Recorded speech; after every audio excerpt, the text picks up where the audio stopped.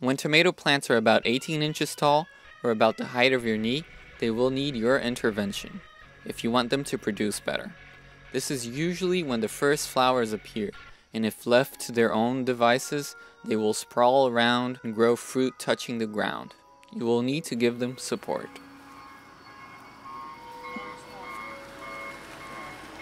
Tomatoes really are asking to be supported at this point.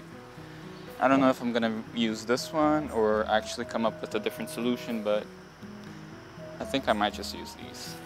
Using my trusted garden tutors would be easier since they are already there to begin with, but I wanted to create a taller structure that would give better support to the many tomato plants I had plopped in one spot.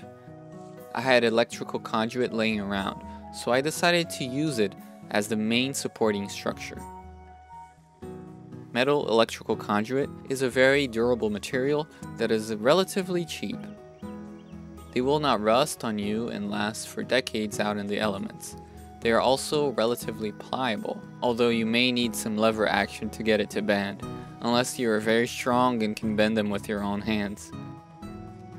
I usually bend them with the help of a metal railing or fence. I needed them to form an arch, so I bent each piece into half of an arch. A taller structure would help the tomatoes produce more and would hopefully put the ripening fruit out of the reach of the groundhogs. I haven't seen groundhogs eating the leaves, but they will bite into the ripening tomatoes. The farther away from the ground that I could get them, the less likelihood there would be of blight taking hold of the plants.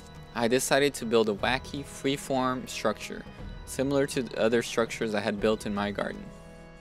The conduits become the supporting skeleton to hold the weight of the tree branches and tomato plants. The tree branches serve to give better points of attachment for the plants to climb, since the slick metal surface of the conduit doesn't help plants grasp themselves around them.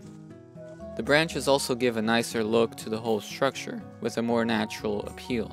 I bent the conduit into jagged arches instead of smooth, curvilinear ones because, well, it is easier to do it that way without tools, but also it would mimic more the jagged angles of the sycamore branches I had available and planned to use.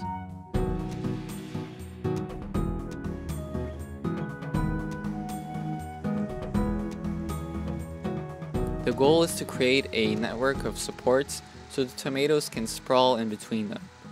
You may be wondering why tomatoes don't support themselves like many other plants do, or why they can't truly hold on to branches using tendrils like cucumbers or grapes in order to climb. They are vines, but they are a bit pathetic at vining themselves. The thing is, there are two types of tomatoes, determinate and indeterminate tomatoes. Determinate ones will grow more like a bush and produce a set amount of fruit and then die. Indeterminate tomatoes sprawl more and act more like a vine. They will also continue growing forward, producing more and more fruit if the conditions are right. Most garden varieties are indeterminate, and I think they are better for home growth anyways. Wild tomatoes have much smaller fruit and can grow over the plants more effectively. They also want their fruit to be close to the ground so they can rot and create new plants. That is how they propagate themselves. Domesticated varieties were selected for larger and larger tomatoes, and the desire to keep them pristine without rotting until harvest necessitated human intervention with strong enough supports. And alas, we have the high maintenance, modern tomato.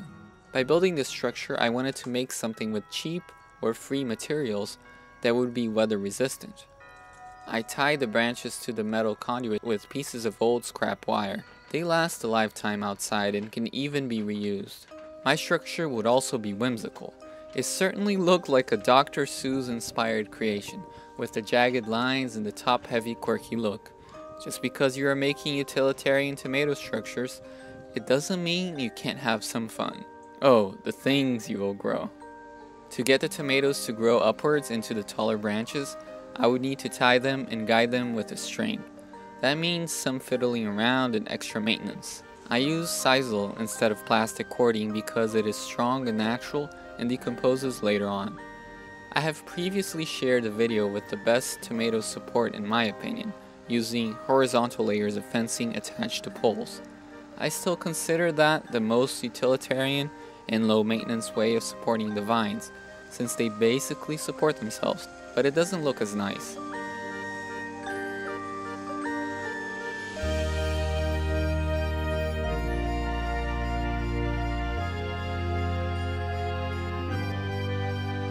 If we decide to live lives beyond the ordinary, in the simple daily things, we find ourselves with just a little bit more happiness every day. 98.75% guaranteed. I chose this natural style for the front yard because it would flow better with the cottage garden look, and because every well-balanced neighborhood needs a bit of quirk and whimsy here and there. Coming up in the next block, will my plants produce well, or will all my efforts come tumbling down? Right after this commercial.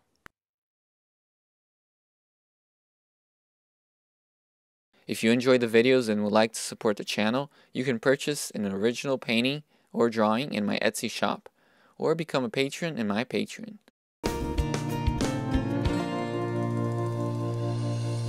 As summer solidified, I went out to give my burgeoning tomato vines something very important.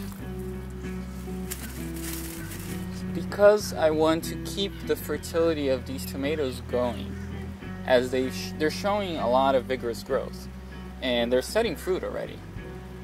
So I want them to have a place where they have cool, fertile soil to grow their roots, and for that to happen I have to add mulch.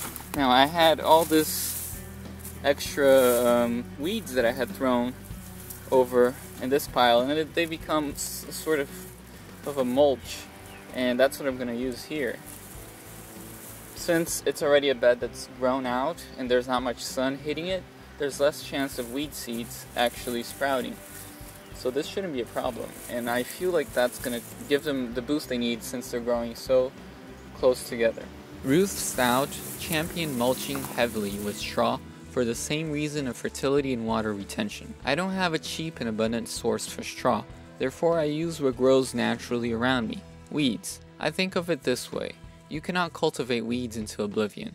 They will always appear, so it is wiser to use them as mulch to suppress their own growth. Growing things tightly packed as I do in the bio-intensive way necessitates that you become aware of fertility. Since I am growing these tomatoes all close together in a bio-intensive manner, I have to make sure that there's enough fertility, that there is enough sunlight and water hitting them. Now I do that by providing mulch mainly for the fertility and to keep the water there. As for sun, I could prune them, and that would be a way of doing that, but I don't mind too much. Now I know that these plants individually will not develop as big as, let's say, a tomato that's spaced 3 feet apart from one another, because they just have that much more land to develop. However, by doing the planting close together like this, you prevent weeds from coming up around them, and that makes sure that you use space more efficiently, as these tomatoes will be producing more per area.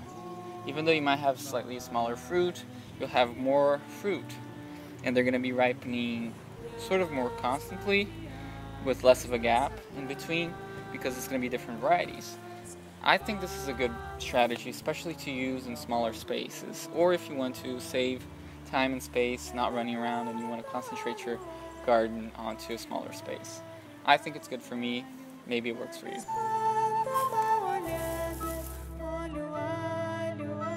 Soon enough, the tomatoes had green fruit waiting to ripen. It may take several weeks for the tomatoes to ripen naturally on the vine, but the wait is worth it. There is nothing quite like the flavor of sun-kissed, vine-ripened tomatoes.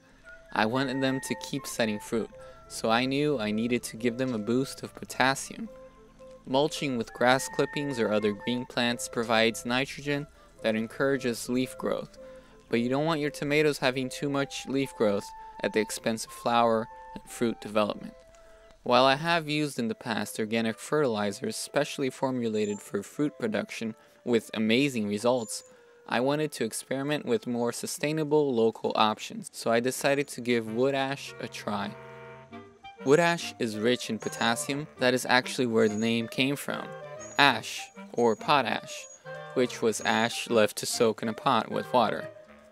The name potassium was coined by British chemist Sir Humphrey Davy because potash was the main pre-industrial source for this mineral. It is called K in the periodic table because potash was called kalium in Latin, and kalium comes from the Arabic word for ashes, al-kalil, which is where alkaline comes from. This brings us to another important consideration. Ash is alkaline and will raise the pH of your soil. It is important to be mindful of this since tomatoes like soil that is between 6 and 6.8 pH, which is slightly acidic. So don't go overboard. A sprinkling here and there is good. I have also heard that adding magnesium through Epsom salts gives a nice boost to tomatoes, but I have yet to try. Soon enough, the tomatoes were starting to ripen, even as new flowers were appearing. I had to surround the structure with fencing to discourage the groundhog from biting into the fruit. This year, the creature was ravenous, encroaching even into the tomatoes, which it normally leaves alone. The fencing did help, but it also hindered access to the plant. Maybe one day I'll have a properly fenced garden that is groundhog proof, so I can grow things unencumbered. It had rained way too much also, and the tomatoes were splitting as a result. They were still largely resisting disease, which was great. They were varieties I had been saving seed precisely to be more disease resistant.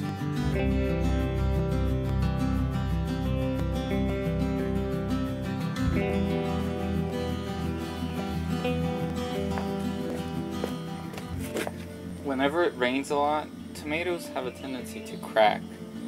And I suspect that these smaller tomatoes here are the result of my selective breeding, or just artificial selection of seeds, and they're showing the tendency to crack. I'm not sure if it's just because it rained a lot in the past day, or it's because they have that tendency of cracking, just like the Galapagos tomato. But they're nice salad-sized tomatoes, and the taste is really nice.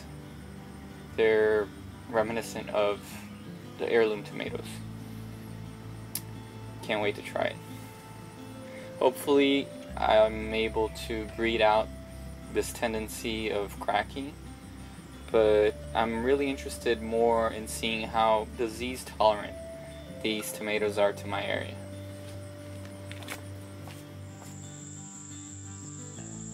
But even with the many hurdles and less than ideal climate, I was starting to get a harvest, which would peak in some weeks. Now I just had to sit back and enjoy.